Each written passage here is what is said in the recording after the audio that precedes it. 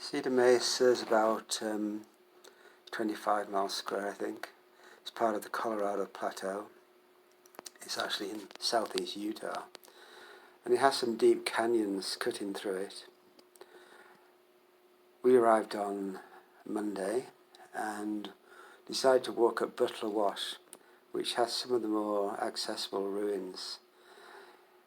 This wall doesn't look like much from the canyon floor, but it is in a large alcove, and you can walk up into this alcove. You go up on the right, and when you get there it opens up, it's TARDIS-like.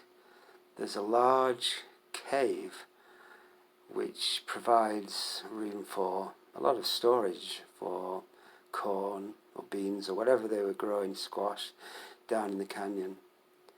And these rooms are probably about 800 years old. You can date them accurately by looking at the rings on the roof beams. And yeah, this cave is dry. There is evidence of fires in there, but not of water. And here's a view out of this cave. And this was only the first cave. There was a second cave we discovered when we walked further over, which provided even more room for storage.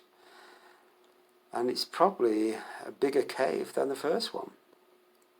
The wall that we saw from the canyon floor looks like just a defensive wall. It doesn't seem to have any rooms behind it, although maybe they've disappeared with time, disintegrated. And the canyon's still fairly verdant, so if it was wetter 800 years ago, it would have been great for growing things. From here, we drove south to a campsite. We are currently camped at the southern edge of Cedar Mesa, close to Muley Point. This is one of our favourite campgrounds. It's the normal juniper pinon forest that we like. I don't know if forest is the right word. It's flat, sandy, lots of juniper and pinon, and which means it's dry. And just south of us, the mesa drops off 2,000 feet down to the San Juan River. And beyond that to the south is the Navajo Nation. And normally from here you can see Monument Valley with all its colours, but at the moment it's smoky, so it looks like a silhouette.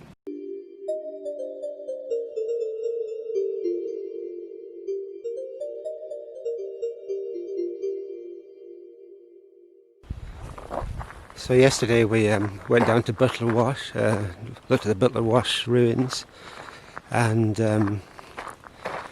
camped close to Muley Point, which is where I am now, and walking down to the rim at the south end of the mesa with the hope of getting some good pictures of the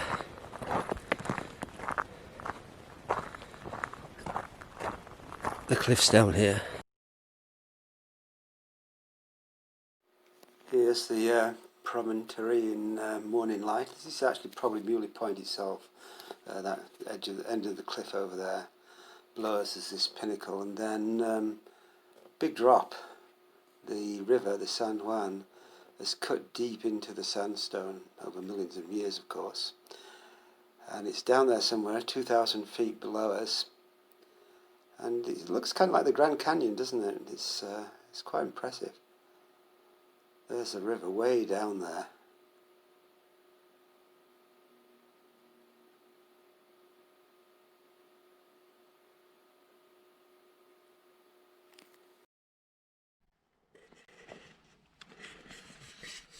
We are parked at the top of Shakes Canyon. There's no one else here at all, and we didn't go as far as we might have done because it says here, please park here. The Shakes Canyon, trailhead, remainder of road is washed out. So that means we've got another half a mile, I think, to walk. This looks like we're going actually down into Shakes Canyon now. We've just been going through juniper pinyon on the top, but we've begun to head down. We got the wrong trail originally, we've had to come back and start again, but this looks right.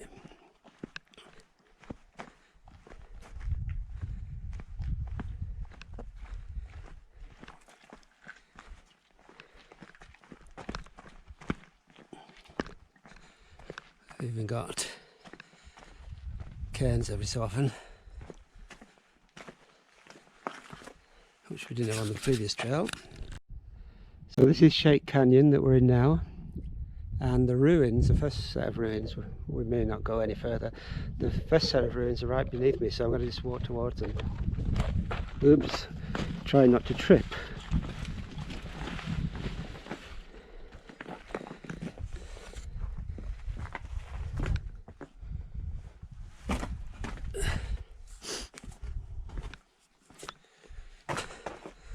Nice little alcove, and up there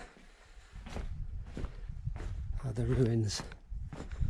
And this would be a nice little area for the kids to play if they were still living there. A lot of the places you wouldn't want to have kids. They're just, the chances of falling off and dropping a long way are pretty great, but this one's fine. It looks like this might be a kiva here. I wasn't expecting anything from this ruin, so hopefully, yeah, well, there's certainly some walls here, and round walls often indicate kivas. Oh wow, nice roof. I'm going to take some more pictures of this. So these are the two main rooms, and the one on the right has got a fantastic roof, and it's still tied with what's probably yucca or something like that, string made out of yucca, and these things are 800 years old and still intact, which of course is because it's so dry, but look at that, 800 years old and still there.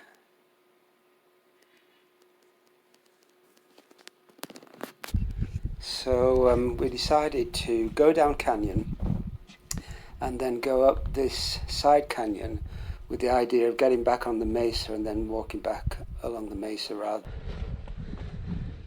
That actually could be a cairn there. Oh. Yeah. Yeah, this looks like this way. Just walk up these rocks here.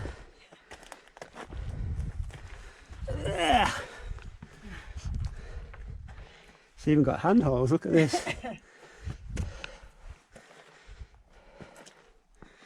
Yeah, this is really a good staircase.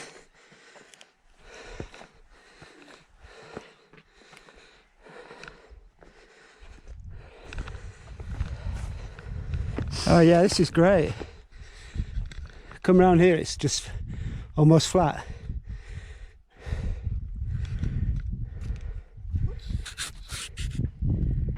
Can't see with the hat. Yeah, look, it's great up there, look. Oh, okay, great. And now we're cooking some vegetables. Zucchini and tomatoes and lots of garlic.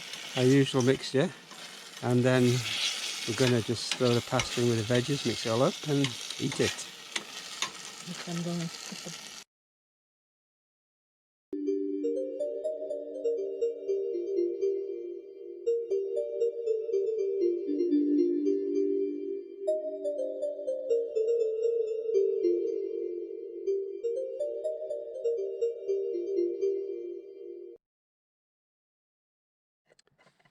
It's Wednesday morning, and we've driven to the start of the trail down into Slickhorn Canyon. We're going to try and get down there. There's a nice kiva down there apparently, so we're going trying to find that, and then we'll decide whether to just come back or continue down this fork of Slickhorn. There's a possibility to go down here and come up another fork, but we may just decide to turn around depending on how long it takes, and what the train's like and so on. But it's the usual scenery here. Pinyon pines, junipers, lots of bushes.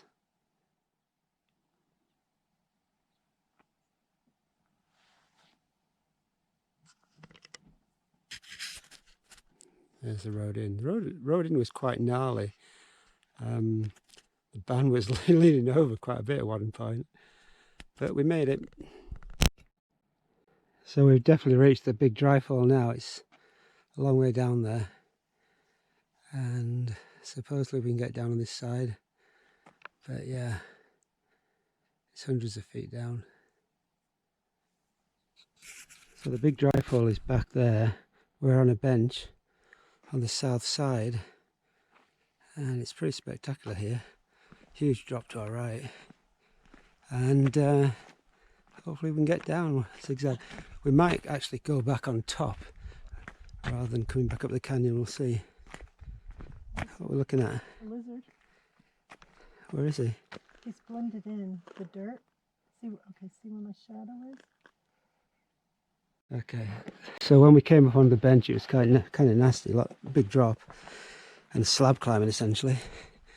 So we decided not to go too much further. So we're going to have to either reverse that, or if we can, get on top of the mesa and just shortcut back to the car.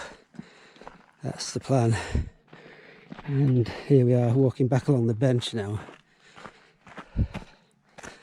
It's okay at this point, but there's a huge drop to our left, and we could see the way down, but then there was a lot further to go. We decided we had probably taken on too much, and so we're aborting. So we followed the bench, which you have to go on to avoid that, and this huge dry fall. It's probably like, I don't know, it seemed like about 400 feet down from the top level to the bottom level. And we had to do a slab climb to get up onto the bench. We go along the bench, we can see the descent, and we can see where you would have to go to get to the kiva that we're aiming for. And we decided to turn around. And I was hoping we could get up on the top of the mesa and just walk back on the flat, but that wasn't possible. There are these walls like this one over here, and getting past something like this, if there's no ramp, is very difficult. It was like that above the bench. So we reversed the slab climb. As it happened, the slab climb coming down wasn't too bad, because we didn't choose the best way going up, and we got a better way coming down. So we got down the slab climb okay. Still, it's one of those places where you can't afford to fall off, because there's a huge drop beneath you, so it's scary. You've got to be very, very careful. And anyway, we did that, and now we're back in the canyon itself, sitting in the shade, about to eat lunch, and then we'll head back up to the van. And we know going back up is not too bad. And Jane's fixing her feet. I just fixed it. Good. Okay, so we're through the verdant section now, more or less. There's still quite a lot of vegetation here. We actually saw some flowers. Oh, some here. This is what it's more like. What it's usually like is just rock that you're walking on. But it's not the worst canyon to walk up. In fact, it's quite easy, really. And not many drop-offs until you get to that huge one.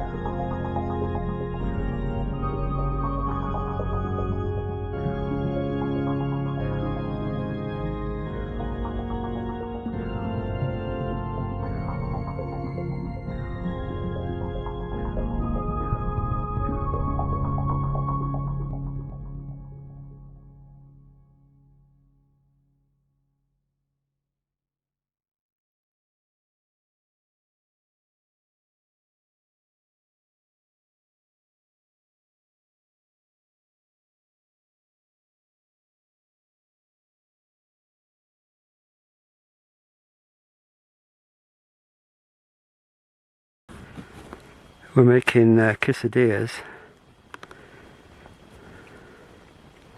and we're going to steam some broccoli in the pressure cooker. Okay, there are the quesadillas. Jane's trying to get 2 in the pan, even though they really don't fit. And there's the pressure cooker. We're steaming some broccoli. I still smell the burning in that. Yeah? Yeah, it must be on the lid.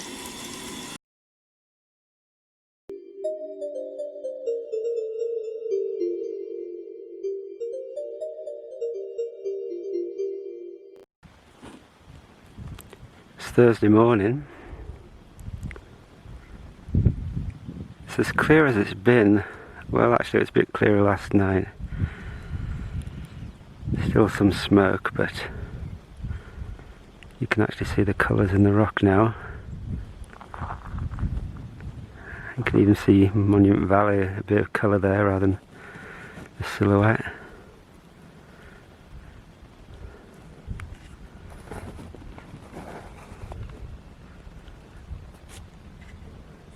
We moved our campsite last night because somebody came and parked close to us, and they were noisy. They had a dog,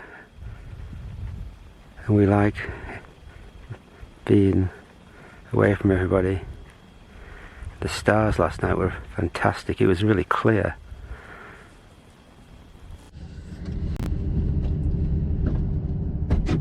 I'm glad we didn't see them. Any more coming? No.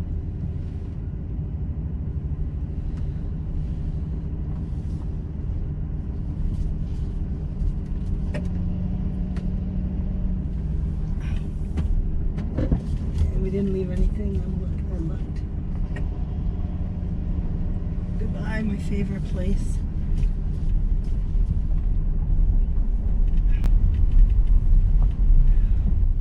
That's the other road that the jeeps went out, that jeep was on. Oh, okay.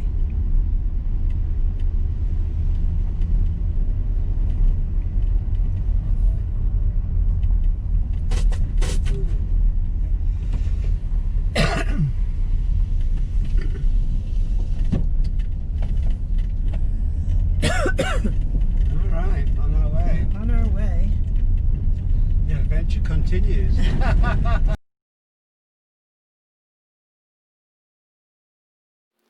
On our way home, we called in at Upper Mule Canyon where there are some towers, and we actually spoke to a couple of people. The first people we'd spoken to, I think, all week. So really good social distancing. I hope you enjoyed the video. See you next time.